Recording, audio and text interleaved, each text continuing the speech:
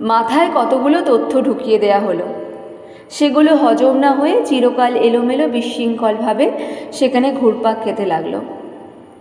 একে শিক্ষা বলে না। বিভিন্ন চিন্তা রাশিকে এমনভাবে নিজের করে নিতে হবে যাতে আমাদের জীবন এবং চরিত্র গড়ে ওঠে, মানুষ তৈরি হয়। যদি কেউ 5টা ভাব হজম করে জীবন ও চরিত্র ওইভাবে তৈরি করতে পারে, তবে যে মানুষটি একটা গোটা লাইব্রেরি মুখস্থ করে বসেছে তার চেয়েও সে বেশি শিক্ষিত বলতে হবে।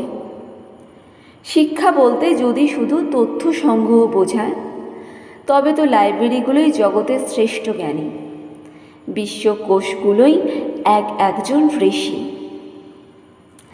যাতে চরিত্র তৈরি হয়, মনে শক্তি বাড়ে, বুদ্ধির বিকাশ হয়, নিজের পায়ে নিজে দাঁড়াতে পারে, এরকম শিক্ষা চাই। যে বিদ্যার উন্মেষে ইতর সাধারণকে জীবন সংগ্রামে সমর্থ করতে পারা যায় না, যাতে মানুষের চরিত্রবল, পরার্থপরতা, সিংহ সাহসিকতা এনে দেয় না, সে কি আবার শিক্ষা? যে শিক্ষায় জীবনে নিজের পায়ের ওপর দাঁড়াতে পারা যায়, সেই হচ্ছে শিক্ষা।